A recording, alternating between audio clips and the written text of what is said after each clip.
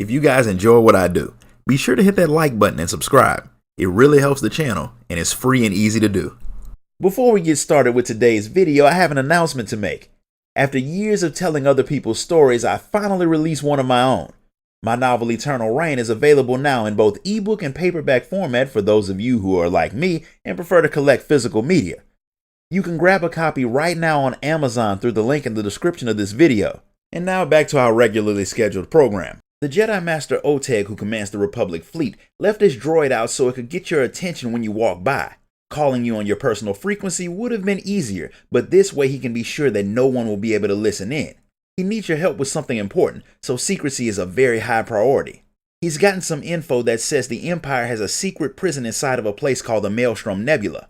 It's pretty much impossible to fly there without dying if you don't have the right equipment. But the Empire is keeping a Jedi there who has some extremely important information, so you need to free him. Normally, no information would be worth taking on such a risky mission, but the particular Jedi knows exactly what the Sith Emperor is planning, so freeing him is worth any price. Oteg will tell you the full plan when you meet him on his ship, so you head to the Dreadnought Telos to see just what you're about to have to do. When you get to the ship, Oteg lets you know that the way he found out about the prison wasn't exactly normal. But Jedi are used to strange things, so you're pretty sure nothing he tells you will be that far out of the ordinary. And you would have been wrong, because the source of his information appears, and it's the ghost of a long-dead Jedi. While Force ghosts aren't exactly the rarest thing in the galaxy, they don't usually pop up in random places talking about launching a prison break to stop the end of all life.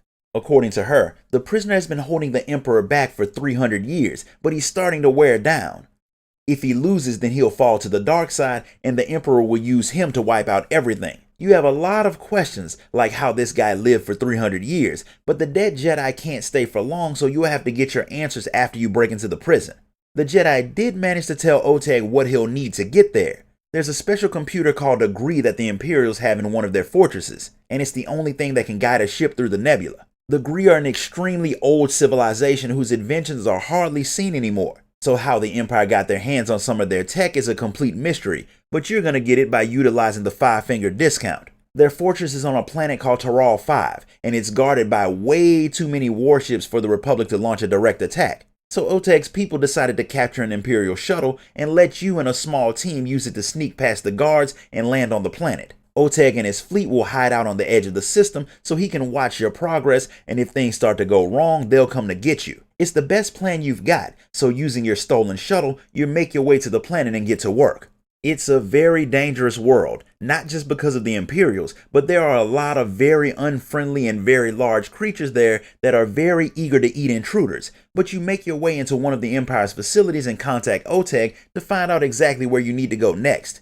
His slicers have been shutting down the Empire security grid to make it easier for you to get into the fortress, and for them to get you off-world when the job is done. And since the fleet isn't expecting a ground assault, you shouldn't have to deal with them.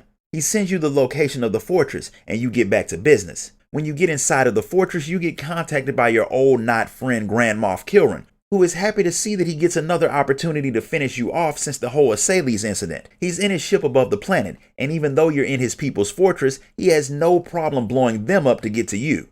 Oteg heard the transmission from the crazy Moff, so he takes his fleet in to stop him from dropping more bombs on you, but you don't have long to get the computer.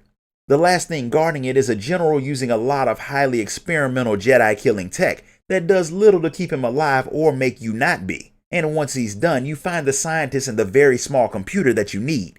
Dr. Narum, the guy in charge of the facility, doesn't want to give you the computer since Darth Malgus got it when he was out in the Outer Rim, and without it the hundreds of ships that they have studying the Maelstrom Nebula will all be destroyed. The safe paths into and out of the place change by the minute, and if you take the computer, hundreds of civilians will die. Since you're not a monster, you let him send a final order for them to leave through a safe route before you take the computer and get out of there before Kilran finishes blowing up the fortress, proving that you cared more about the lives of his people than he did. Oteg's fleet lost quite a few major ships during the battle, but there's no time to cry about it since you need to get to the prison before the Empire puts more defenses around it.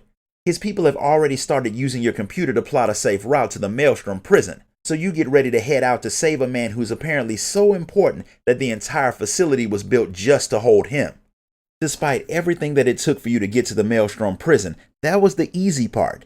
Even though there's only one prisoner there and it's in the middle of a location that's almost impossible to reach, It's guarded by everything from highly advanced droids and soldiers armed with some brutal weapons to high-ranking Sith.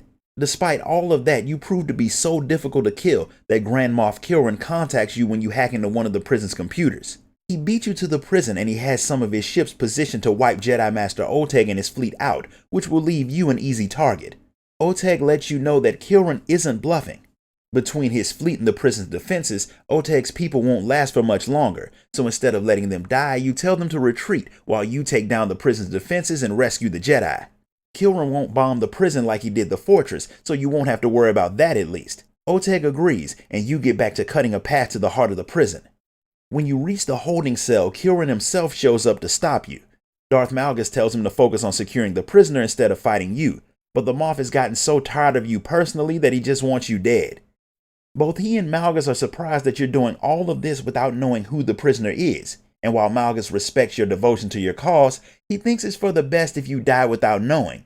Unfortunately for him, Kilran isn't up to the task, and you put the Moff down for good, letting you finally rescue the prisoner, who turns out to be none other than Revan, the legendary Jedi whose story was told in Knights of the Old Republic Part 1. You would think he'd be happy to be set free after being locked up for 300 years, but since he was the only thing keeping the Emperor from invading the galaxy, he's not all that thrilled. Not until the Force Ghost who guided you all to the prison in the first place appears and lets him know that he was losing the fight, and he needed to be set free before the Emperor could turn him back into Darth Revan and make him his pawn again.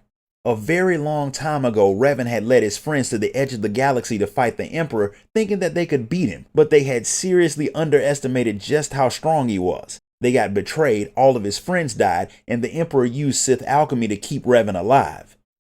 The Emperor is well over 1,000 years old, and he knows things about the Force that no one else does.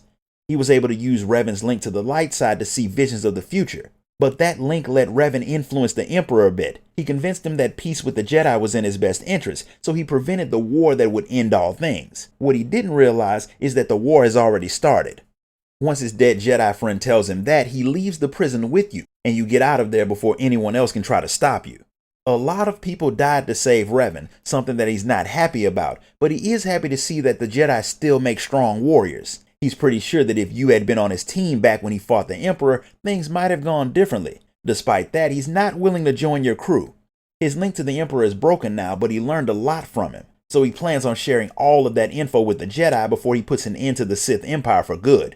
He knows of a place called the Foundry that the Emperor couldn't get him to reveal. It has the power to wipe out civilizations in the wrong hands, but Revan thinks that he can use it to save the galaxy from the Emperor. But that's his mission. Since you have your own, the two of you say your goodbyes, but not before he tells you that the Force Ghost who had guided you was Mitra Surik, his best friend, and a Jedi known as the Exile, or your character from Knights of the Old Republic Part 2. This concludes the story of the Maelstrom Prison Flashpoint. If you enjoyed this video, be sure to like it, comment, share it, and subscribe. Grab a copy of my novel on your way out, and I'll see you all next time.